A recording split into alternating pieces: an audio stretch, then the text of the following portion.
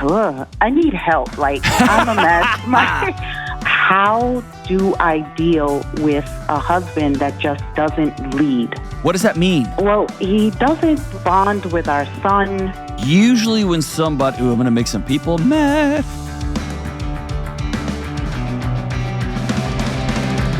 Heyo, what's up? This is John, the Dr. John Delony Show.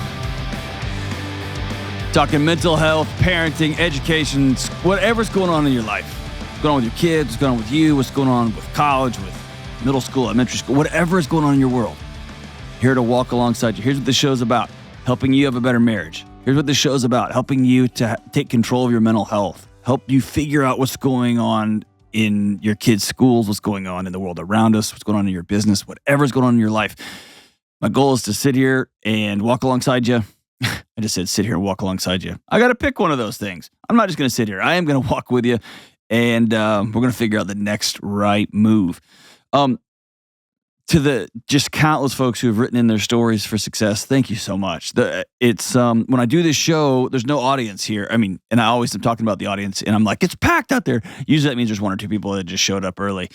I do this show, and then I go to some meetings, and then I go lock myself in a dark room and write for a while, and then I just go home. And so your feedback is such a gift. It's just a gift. Those of you who write notes, who let me know, hey, I started trying this thing, and my marriage is better. I've connected with my 7-year-old again. I'm a better parent. I'm a better dad. All those stories are just like cool water in a desert. So thank you so much for sending those in. Don't forget to hit the subscribe button. It makes all the difference in the world. Hit the subscribe button, 5-star reviews, all that kind of thumbs up, whatever I don't know what buttons you're pushing these days on the interwebs, but push the good ones for us. And we'll be super, super grateful for you. Let's go out to Elizabeth in the NYC. What's up, Elizabeth? How we doing? I'm good, Dr. John. How are you? We are rocking on. How's things in New York? Oh, boy, it's crazy. I mean, it's cold one day. I mean, we got spring today. We'll probably have winter tomorrow, fall the next day. It's crazy out here. But, hey, gotta love it. This is New York, right? We're crazy out here. Hey, you said it, not me. I'll let you have that one. I'll let you have that one. So what's up? Oh, what isn't up, Dr. John? Geez. I need help. Like, I'm a mess. I just don't know where to start. I mean, I'm a mess. My life's a mess. My marriage is a mess. But I'm struggling for a long time now with my marriage. I mean, how do I deal with a husband that just doesn't lead? Usually when somebody... I'm going to make some people mad. Usually when somebody tells me their husband's not leading... Oh boy. That means that their husbands are terrible mind readers, or they're super lazy and they won't get a job. They're just bums. So, oh boy. Tell me, what does the phrase "he's not a leader"? What does that mean to you? Yeah, I guess underneath that is that he just doesn't give his 100%. I mean, it's. What does that mean? He doesn't like bond with our son. I am overwhelmed with responsibilities that, I need help with. And I've asked for this help from him for years, and like nothing changes. Okay, let me hop in right here. Two things. Number one, he's not giving 100%. Mm-hmm. Is very different than he's not bonding with his son. I mean, but I count that as not giving your 100%. No, I'm telling you, he's failing his son. Exactly. That's not giving 100%. I tell my son. I get it. Yeah. So here's what's important for me. I get it.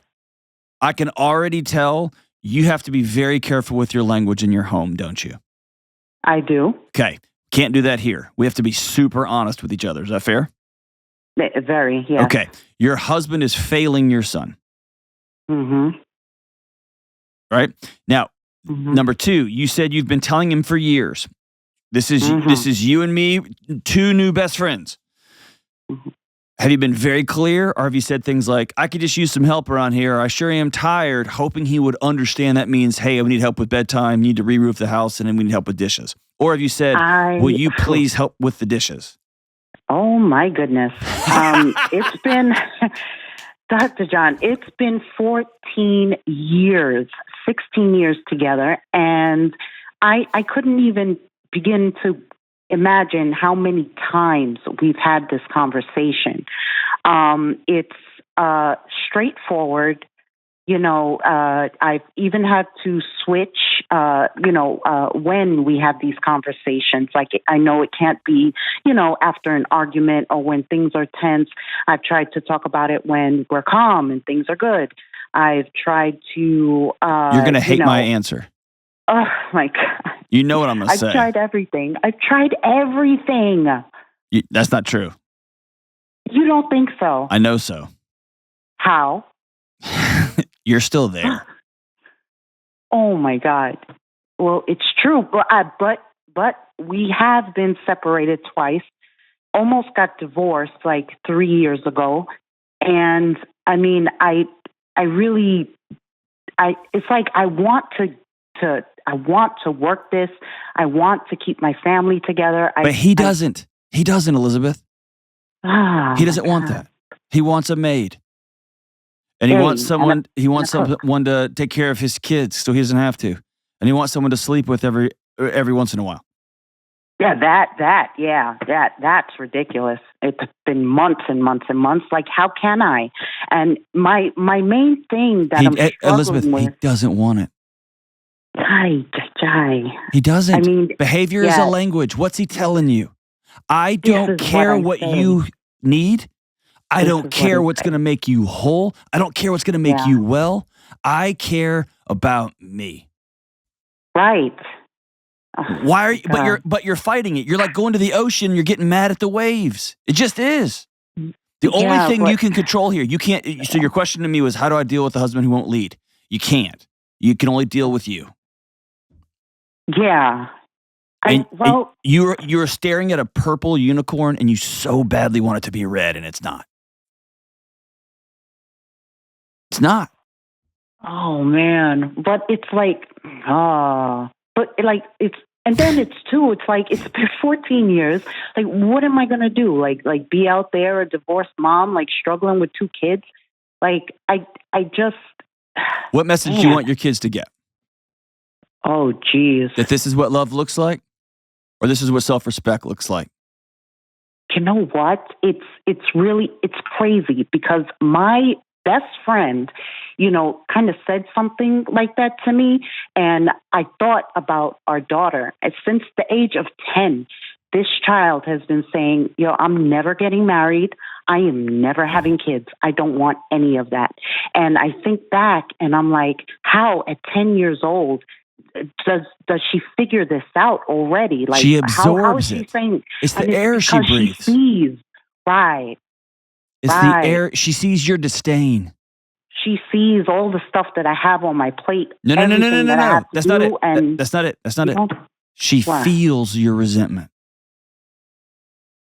She feels how much you disdain that man when he walks in the room because you can't stand it. Yeah. But worse than that, you can't stand you, Elizabeth. Because in every facet of your life, you are a straight gangster. You're a great mom. You're a great provider. No matter what it is, you get it done. Yeah. Except for some reason, you don't think you're worthy of being loved. So you just keep taking it. Or your fantasy about what you want this thing to look like has more weight than somebody sitting down at the kitchen table before you go to work and saying 2 things. Every day I thank God that I get to be your husband. And how can I love you better today? Oh my God. I'm sorry. Because it's so true. Like, I swear, since... Why? Why do you think so little of my friend Elizabeth? Because I like her. It seems like since the day I was born, I've just been in survival survival mode, Dr. John. Like, I've had to fend for myself in so many different areas of my life. You know, my parents split up, you know, and from the age of 7, I didn't have my father in my life. And I've just been out here just trying to make it in life. You understand? And listen to me. Kills me because you think, okay, you're married, you have someone to do life with, but I find myself still surviving every damn day, and I'm just like, how do I deal with this without breaking up my family? That's the only thing that I think about. But you're not breaking up your family. You're right. Your husband did it. He has. Your husband. Yeah. I'm trying to. Your parents were divorced. Y'all are essentially divorced too. You don't sleep together. You don't do life together. Roommates. You don't share. You don't share expenses. Y'all don't do anything together. No. Except you have this fantasy that I'm keeping the family together. You're not. Y'all are divorced. You just live in the same apartment in New York. It's true. It's true. That's how I feel. I feel like a single mom most times, anyway. It is. You just have you have more laundry to do. Yeah. Now, I want you to hear me very carefully. I'm using a technique on you, okay? Okay. Here's the technique I'm using. I am hitting the pendulum really hard in one direction. And the reason I'm doing that is I want you to push back hard and say, no. This man loves me and I love him. I am not in the business of telling people to get married unless very rare situations. I mean, I'm sorry. I'm always telling people to get married. I think marriage is awesome. I'm not in the business of breaking up marriages, telling somebody they should get divorced. Right. Except in very rare moments. So I'm leaning on you. And every time I ask a harder and harder question, you're like, oh, God, you're right. Oh, God, you're right. Oh, it's true. And it's true. I want to honor your sweet, beautiful 9-year-old kid that's still wondering why Dad left. Why? What was so wrong with me? I was a beautiful little girl. Why'd you leave me? That's exactly what I did for so long, you know? And your body you still are. But he left. Your husband left. I don't want my son to think that there's something wrong with him because his father doesn't want to spend time with him, get to know him, do things with him. I don't want my daughter to think that there was something wrong with her. But you can't make that choice. Your husband has to be a father, and he's choosing not to. So he has taken that cinder block and dropped it into their tiny little backpacks and said, "Hey, y'all carry this. I want to do something else." Yeah. Yes. How can I accept this though, and stop, because the resentment is building up and it's building up, and I can't help but change the way I see him. Like, this is not the man who I thought I married. But it is the man you married. Dr. John. So listen, choose guilt over resentment. Choose guilt over resentment. What that mean? That means I can do one of two things. And I'm just going to make up a story because she doesn't do this. If my mom says, "Hey, for Thanksgiving, y'all are driving all the way to Texas," and I'd say, "Hey, we can't afford that drive. It's too far for that short of a time." And she said, she says something like, "You will be at my house. We do Thanksgiving at my house. You will be here. I don't care where you live. Don't disrespect your mom that way." If she were to do that, and again, my mom would never do that. If she did, I would have a choice. I could pile my family up in the car, put the trip on a credit card, and be raged out angry the entire trip. When my daughter says, "Daddy, I got to go to the bathroom," I'm saying, come on, just hold it. We got to hold. Right? I can be that dad all the way there. And all during Thanksgiving, I could be annoyed that I was there, checking my phone, waiting to see what work stuff I'm missing. Then all of a sudden, my mom says, "Hey, go pick up some pizzas." So I got to put more money on the credit card, right? I'm just going to end in rage, in resentment, in ash. Or I can say, "Mom, I can't make it this year. We are not coming. I love you. If you choose to take this as a sign of disrespect, you're free to. I think the best way I can show you respect is to honor my wife and my kids and my family because you taught me to do that. And I'm going to do that in Right. this season. And I'm going to hang up the phone. I'm going to feel so guilty for bailing on my mom, but I'm not going to drag me and my family through the hell that is resentment. That feeling of just disdain when somebody walks in. Right. Or if he looks at you and says, "Hey, we can get the kids to bed early tonight," and you just want to throw up, like gross. Like you know Yeah. you know what I mean? Yeah. Or he comes home drinking again, or he comes home not at all. And then he shows up the next day and wants to know where breakfast is. Like just all of it. All of it. Right. Your kids are absorbing every second of that. And that 7-year-old little girl is still wondering, why he leave me too? He's sitting on my couch, but he left me too. Why? Why? That's so true. And so here's the hard place where you find yourself. It's a place where I don't like to be. I don't know anybody who likes to be here.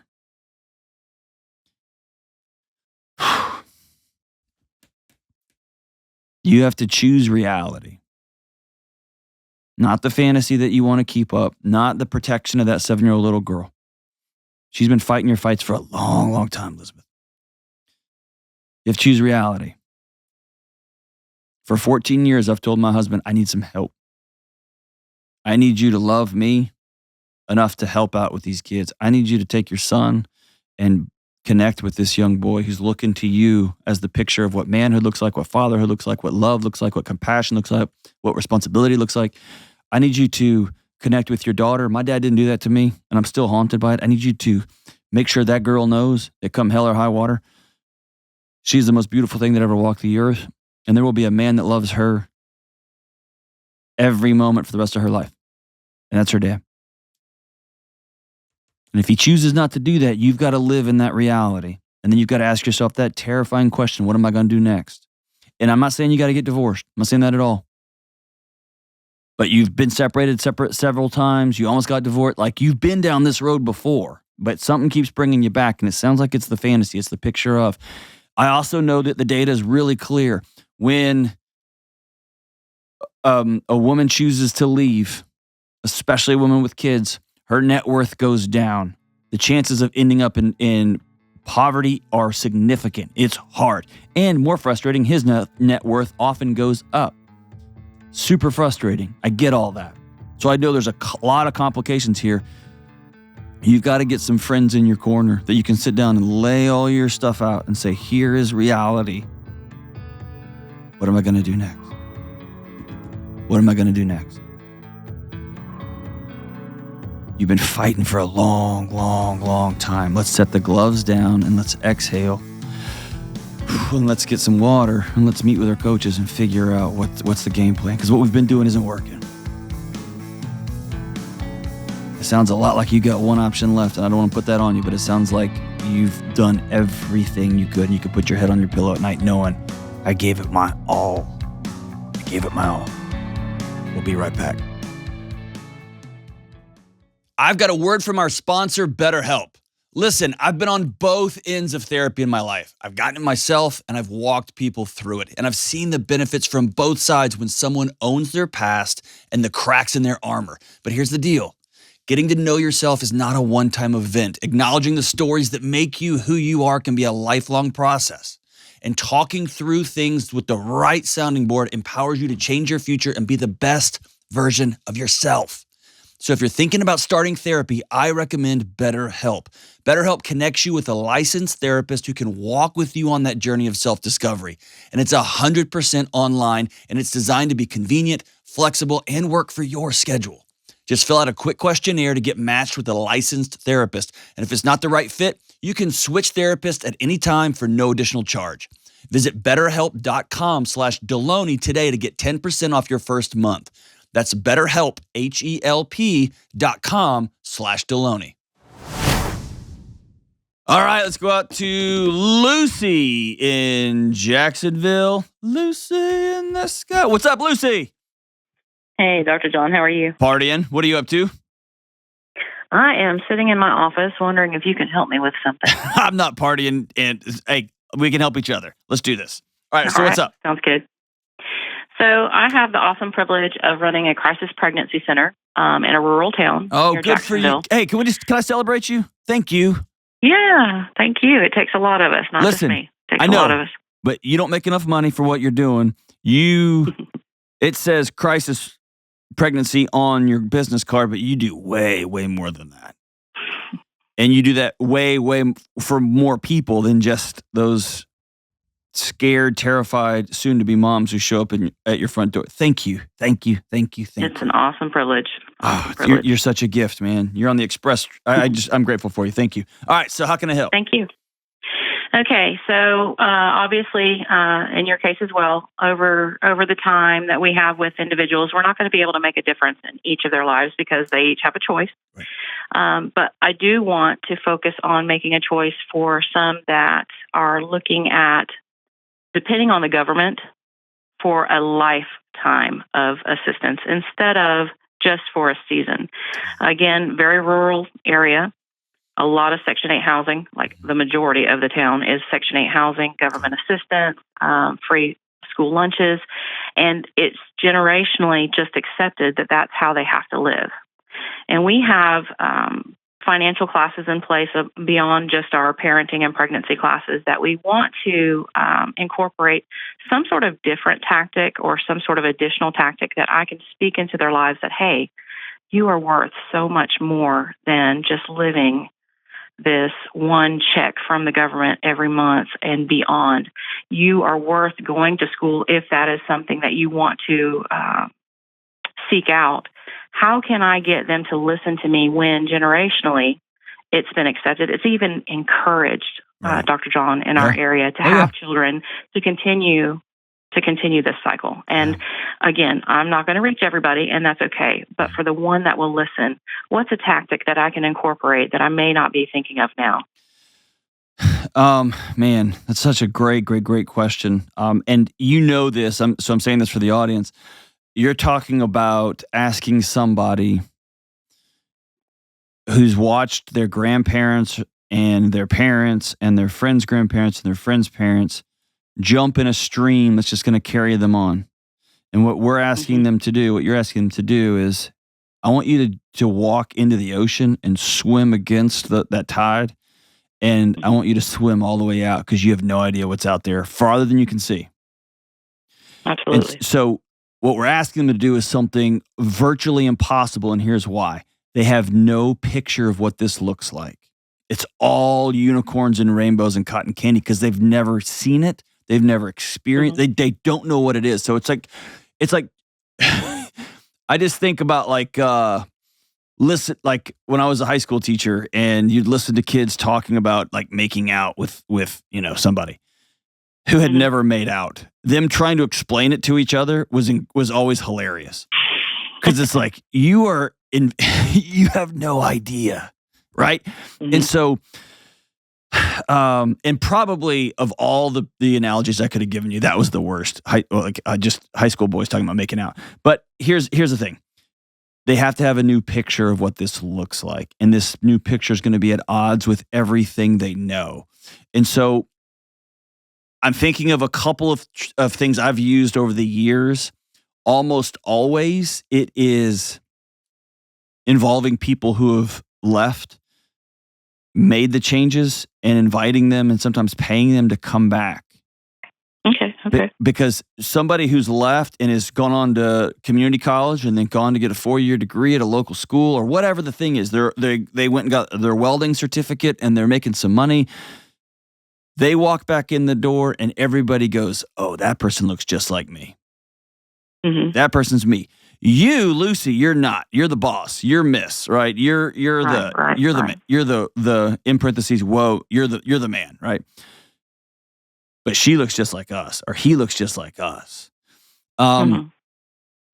This is years ago that I read this literature, so it may have shifted, but it used to be that somebody walks into a room that's full of people and they scan that room from right to left or left to right, and they give that room 7 seconds for their body to decide, I belong here or I do not belong here. Somebody stands up in front of them and says, I'm one of you, you get 7 seconds. And again, that's not precise, but Somebody who's been there and comes back is crucial. Somebody who's had success at a local school or is in school now that comes back and says, let me tell you about how different your life can be. Somebody who crawled their way out. There you go. And most people who crawled their way out had a coach or somebody that carried them a little bit of the way, or that one English teacher or that one geometry teacher, whoever, who said, hey, hold on. My mom is a perfect example of it. Just didn't have any pictures of educated women in her family lineage. And then one teacher at one community college class said, hey, I don't know if you know this, but you're the smartest kid in this class. And she's like, I'm not a kid. I'm 43 years old. And she says, I know. And I don't want you to stop. And you've probably heard me talk about my mom here, but zero schooling until 42, none. And graduated with her PhD at 57. And she's in her 70s. Awesome. And she's going to do her last summer at Oxford this summer. Like, she's just a complete back second half of her life, but because a couple of professors said, holy smokes, you got something really special, right? And she said, I can be one of you guys. I can be one of y'all, right? And so that's number one. The second one is, often I find people, so I have a thing. Whenever I go do speeches, I go do talks, I always have really misleading titles of my talks. And here's why. People look at that title, they prejudge it, they call it, they already think they know how this thing ends, and they check out before you even start. So I want you to look at the names of your classes. If you have a parenting class, a how to be married class, and then a money class, it's very easy to look at that and go, I don't need that. I got that. Like, my check just comes. If you had a Life 101 course, or a how to be happy course, or how to have less abuse in your life course. And in these, and I'm trying to think of just titles that might appeal to folks in that you are working with. Folks who have been on the other side of opiate recovery, and they can come back and say, hey, here's what this looks like on the other side of this, right? Because I know you deal with that too, I'm certain. So being able to say, here's a class that you might be interested in. In that class, we're going to weave the financial principles into that class. I like that. This is an aside. I'm going to send you 5 Financial Peace University courses that you can give away. Okay? Thank you. They're for a year. And so if somebody comes in and it's all the videos, they can log in, check out all the videos. You could probably even show the videos in a class. I don't know how all that works. You can talk to Jenna and figure out how that works. But yeah, we've already got one client in there and she's loving it with her husband. So okay. All right, great. The one cool thing is most people think financial peace is just about getting out of debt. That's a part of it, but it's the mastery of that course is empowerment. You can do anything, right? And there's something about, here's a tiny direct path. It's very simple and it's very straightforward. So even when you get into the dark and you're in the middle of the ocean and you've been swimming and you can't see shore and you can't see where you're headed, you know that, okay, I just got to keep going. I just got to keep going. I just got to keep going. So those are a couple of my ideas there. What's something you've tried that doesn't work at all? We encourage continuing education. A lot of our clients come without even a high school diploma. So if they promise to go to their help classes to study for the GED test, we pay for that test. So that is one thing that we would love to see more clients take advantage of. Just doesn't happen. I don't know if that's a strategic thing where we have to find some babysitters, or we have to just speak more encouragement into there that they can do it, because like you said, not every teacher is going to encourage them and do that. What I noticed is just taking something simple like Maslow's hierarchy. A lot of the programs, like, hey, we're going to help you handle your money. We're going to help you get a job. We're going to help you go to school. And on Maslow's hierarchy, you can't do those higher order things if I'm afraid of getting my head bashed in at night, or if my granddad comes home and lives with us and he's methed out all the time. Or if mom is taking my check and forging my social security number and taking my baby's formula money too, right? So it's I tended to use the Maslow's hierarchy to say, how many of these needs can I solve on my own?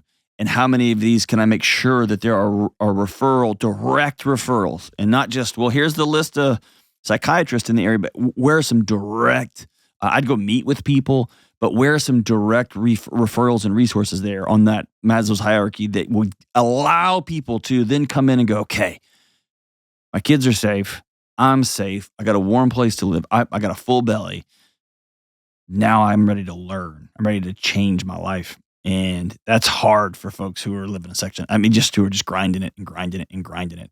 I think this is going to be a fun retreat for you and your staff to just reimagine the whole thing and say, how do we provide pictures so that the folks who walk in our doors can say, okay, I'm here. Oh, but I see her. I could be there. I see him. I could be over there. I could be there. Where is a men's group for a group of guys to get together in your community just to say, I'm not okay. How are you guys? Or a group of new moms, or a group of where can people get together and see each other? And then you get a new picture. When you get a new picture, then I suddenly have a path forward. When that one kid in your neighborhood makes it out, everybody goes, okay, I can do that. If he can do that, I can do that. And I may not make it all the way to where he made it, but I can at least go for it. Thank you so much for your work, Lucy. Hope that helps. You're infinitely more wise in this stuff than I am because you're living it every day. But I hope a couple of those suggestions weren't too lame, and I hope they help a little bit. We'll be right back. Hey, good folks, John Delony here. I feel like I fell through a glitch in the Matrix. This is my job. I get to have this show, do this show, walk alongside each one of you as a career. This is what I do, and I have a blast doing it. And me and the team, we're so thankful for all of you for being a part of our show. Whether you're one of the original 17 or you're one of the millions that's come since then, we are so grateful for you, and we want to put together the best possible show that we can. So if you're one of the originals, or if you're brand new, we want your feedback. Tell us what you love about the show, what you hate about the show, what you'd like to see more of, what you'd like to hear more of, and what you want us to never do again. You can email us at askjohn@ramseysolutions.com. That's askjohn@ramseysolutions.com with your feedback. Thank you for being such an important part of this show. Rock on. All right, let's go to Panama City and talk to Connor. What's up, Connor? How we doing? Hey, John. Thank you, Jenna, and the rest of the team for taking my call today. How are you doing? I'm doing outstanding, and I appreciate you being on the show, man. So what's up? How can I help? Yeah. Yes, I guess I want to start off with a little bit of background on this one. So Ken and I had a conversation last week. The question I'm going to ask you kind of stemmed from the conversation he and I had over employer issues that I'm having now. Really is flexibility on my work schedule and a little bit, and then positional limitations for growth, promotion, things like that have been happening over the last few months, ever since we've had some turnover in the organization. So bottom line, I'm helping raise a child that's not mine genetically or adoptively, but I do have some in loco parentis stuff against it, so I do have some responsibility-wise in the legal scale for her. Why? A little bit of background on that situation. Yeah. This my ex-fiance's child. So her and I are not together. I'm kind of doing a single-parent duty thing over here. The girl's 1.5, and she's adorable. Love her to death. But my employers have had some issues with me. Let me stop right there. Yeah. Why are you involved at all in this? So her and I, we split up a few years ago when we didn't see eye to eye on our values. They didn't align. We dated for years. And she went up to Georgia after we split up, got pregnant. The guy, after 4 months of pregnancy, dipped out, got out of the picture. She came back down to Florida, and I found out about it through a mutual friend of ours. And I come from a family background where I was raised by a single parent. My mother took off when I was very young, and I know what kind of impact that can have on a child. And I feel like God put me in a place now to where I'm able to support both mentally and financially for the child on my side here. But being able to have, a dual parent household there is awesome. Even if we aren't together, it's still good to have two parent figures in my eyes.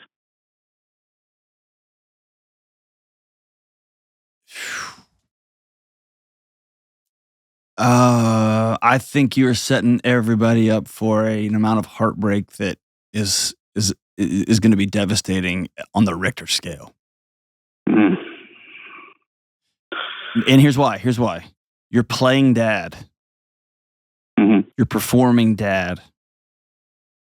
And you're not. This girl's always going to wonder why her daddy left her.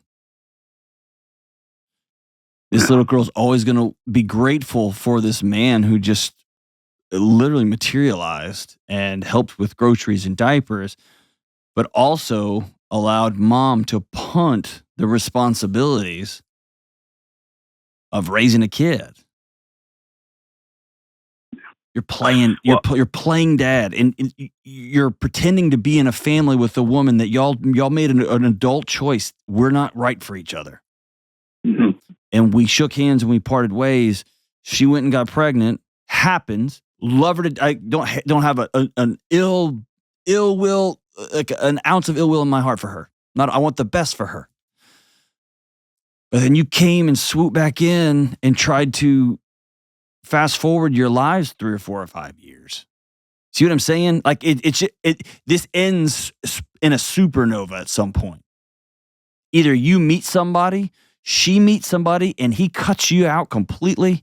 The whole thing's in loco parentis is a doctrine. It's not law, right? It's in place of the parent. It's I don't know. This whole thing feels like, man, it's about to get real messy. Am I crazy, or do you know? I've been around. Sorry, go ahead. Tell me I'm crazy. Be like, hey, you're an idiot. You don't actually know. No, I mean, you're spot on with that, and that's really been my concern since the beginning on all this. But I've been in her life since before she was born. I mean, I drove in South Carolina when I was at work there. I'm part-time uniform, full-time federal contractor. So I was up there in South Carolina for work for a while. Came down for her birth. I was here. So, I'm dad to her, and in my eyes, she's my daughter, but we're having issues but you're not. To figure out the father situation in Georgia and all that. I know, but you're not. And you're not with her mom. Yeah, we try to make it work, but of course the values didn't align. It's not going to work. Yeah. And so the man, you have one of the best hearts I've ever met. Thank you. But it's being applied in a way that is going to be so. It's just, I just don't see a way this plays out. Yeah, and that's always been inking in the back of my heart too. Something that's really concerned me, and really something that's added an extra strain and stress. And my employer is now adding to that portion too by making my life harder here in the office by not accommodating me on certain things. With taking care of her when I get sick, she gets sick. Childcare, dropping off at daycare in the morning, so they're under the premise of, well, this is not your child, you don't have a responsibility. So you're taking off work these times, and you don't have to. I see their point. It's not your kid. Yeah. And the other side of it is, if you want to continue pretending she's your kid, you're going to have to that's on you to find a place that's going to be flexible in that way.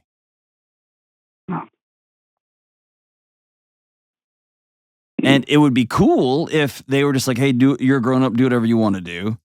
I just don't, or on the occasion you want to take, like I'm going to take my neighbor's kid in because my neighbor's kid's sick and my neighbor's got to work. Like I'm just being a great neighbor, right? That's something. But all the time, man, that's tough. Yeah, and it's one of those things where it's not a huge, it's not affecting my workplace performance any on this side currently, but it's just the whole dynamic of the situation, and they know about it. They know my past with the mother, and they kind of know the situation. They don't agree with that on their side, so they're not really accommodating anything on that end, which they have the right to do. And I know it's one of those things where I want what's best for the child at the end of the day. And it's one of those things that's heavy on my heart because I've waited so long to the point where I'm now attached, and now other issues are starting to span from it. And now it's like a decision factor has to be played when she's a year and a half. I mean, she won't know the difference right now. They'll just think of me as some guy who may not even know me years from now if I were to have that. But I'll tell you this. I think I've talked about it on the show before. I think my son was 2.5 or 3. I have to go back and see. Maybe 4. I don't know. He's older than maybe 4. My wife was doing some consulting right outside of Sao Paulo, Brazil. So they paid for us to fly in. So my son and I just took like a 14-day trip. Maybe it's 12 days. We were just there forever.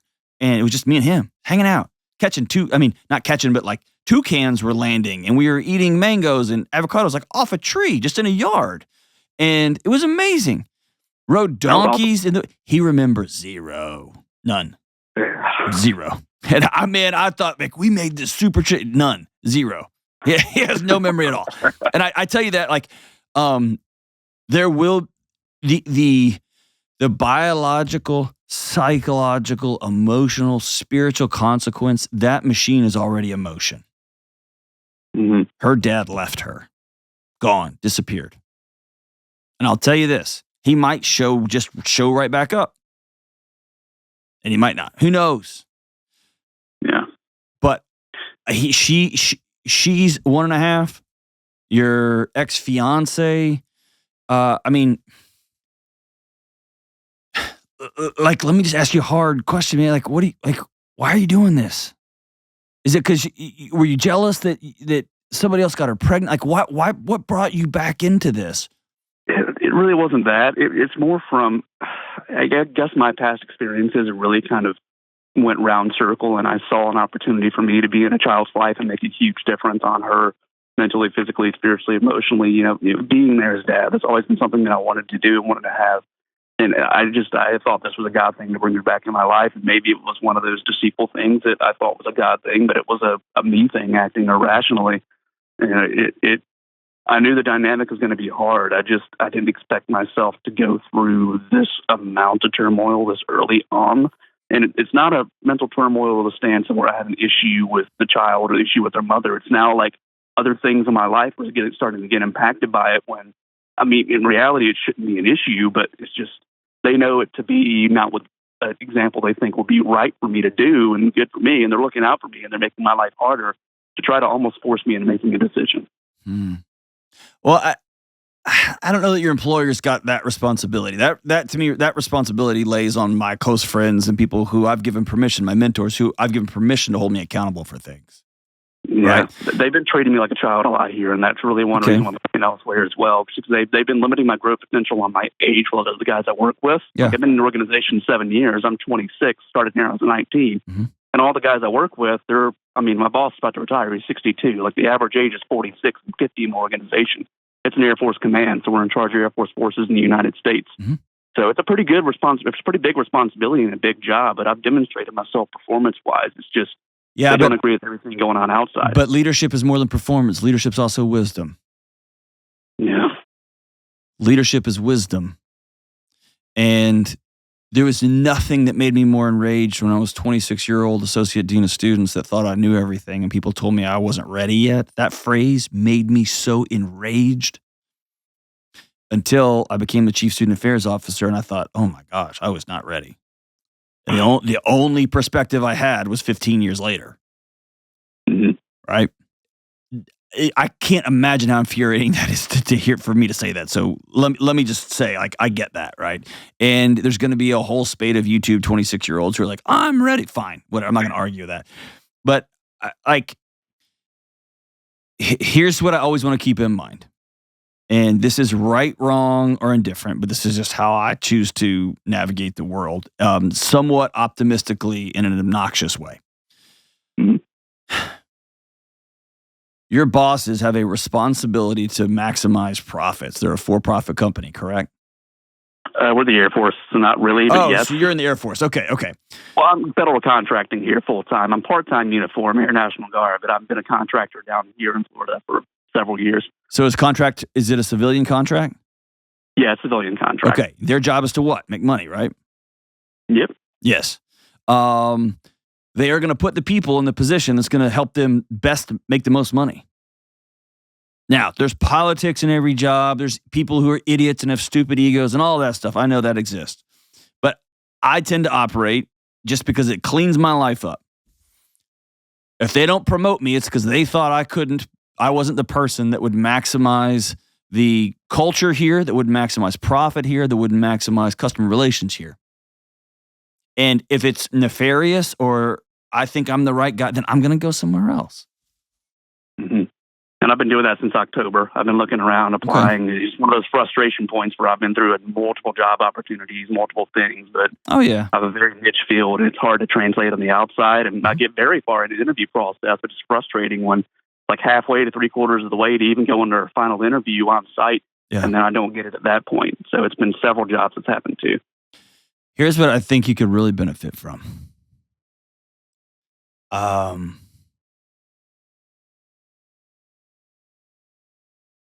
think you need to call a licensed mental health professional, and not because you have a mental health disorder. I don't hear that at all.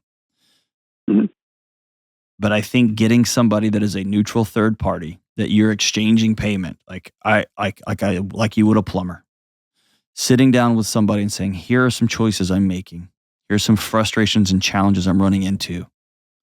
And let them hold up a mirror next to you because they care about you and they're professionals, right? You're paying them. Yeah. And say, here's what I see. Because here's what I see, Connor. I see somebody who is adjacent to the military, in it a little bit, but adjacent to it. So you're in a limbo world. You're connected to it, but through a civilian route. And that means you are kind of hierarchical, but you got stuck in this other lane over here too. And man, you loved this girl with all your heart. And then y'all sat down and made one of the hardest adult decisions you're ever going to make, which is, I love you and I probably always will love you, but that doesn't mean we're right for each other. And y'all split up. And then somebody else got your ex-fiance pregnant, which would make any of us just mad with every emotion possible. You know what I mean? Yeah. And then you decided to try to. You're not even playing house. You're playing divorce, which is the strangest game I've ever seen. Right? Yeah. Yeah. You're playing divorce. Odd dynamic. And if I'm never going to tell I'm never going to tell somebody who's like, God's calling me. I'm never going to, fine. Like he didn't call me, hadn't talked to me like that, but I'm not going to tell you that he didn't. As an outsider, it looks like you are seeing a potential good deed and you are so desperate to become the hero in this story that you are wallpapering over common sense and you're wallpapering over responsibilities and accountability and just trying to make it all right. And when I do that, I run the risk of really, with my good intentions and my good heart, causing a huge mess. If you care and love about this girl, there's nothing to stop you from, if you want to, starting your own 529 account for her to go to college, or creating something like there's all kinds of ways to participate without pretending to be an the whole thing's just confusing and messy. That's why I think it's great for you to sit down with with a licensed professional and say, I've dug myself quite the hole. Super frustrated at work. They keep overlooking me. I'm 26 years old. I don't know why, but clearly they're not doing it because they think it's fun.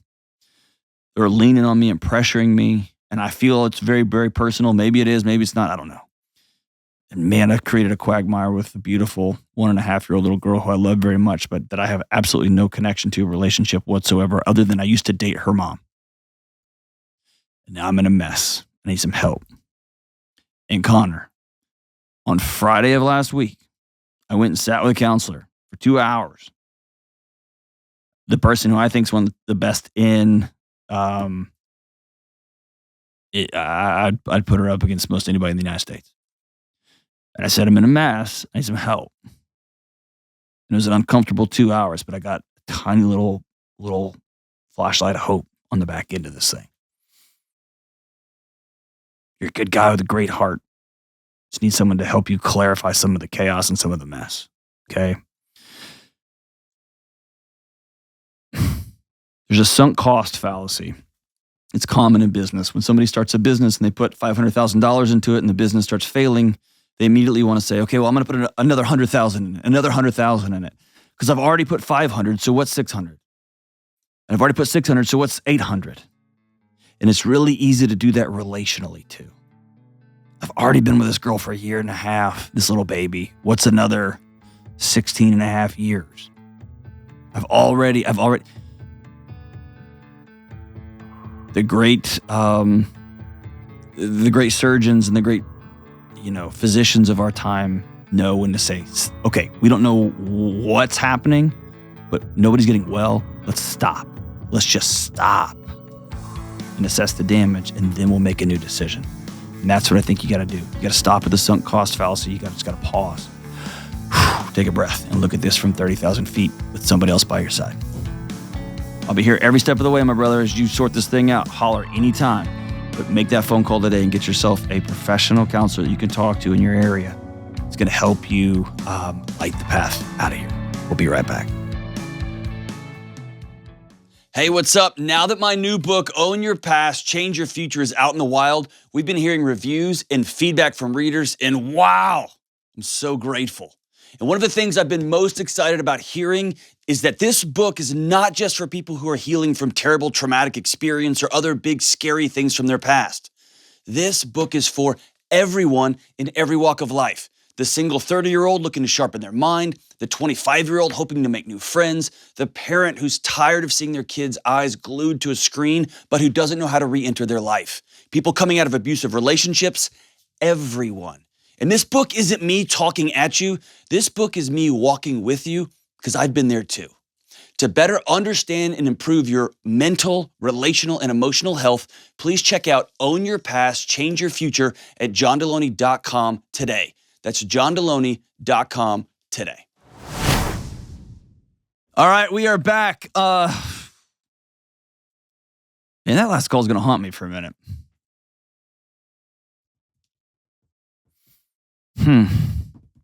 This is a very unpopular opinion out in the you go girl, YOLO, yeah bro world that we live in.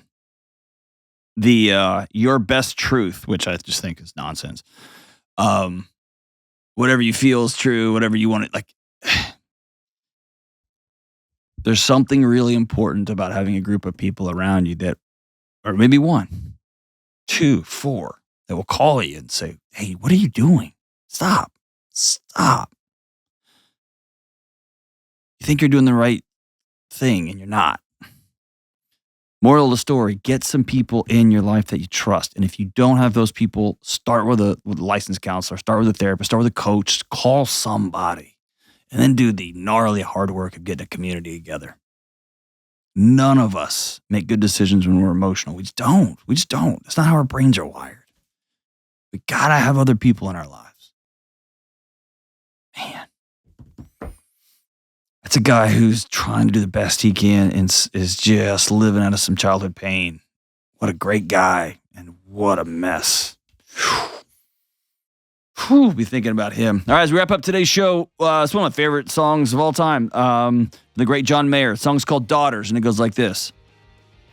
I know a girl, she puts the color inside of my world, but she's just like a maze where all of the walls all continually change, and I've done all I can to stand on her steps with my heart in my hands. Now I'm starting to see maybe it's got nothing to do with me. Fathers, be good to your daughters, because daughters will love like you do. Girls become lovers who turn into mothers, so mothers, be good to your daughters too. That's wise. Love you guys. We'll see you soon.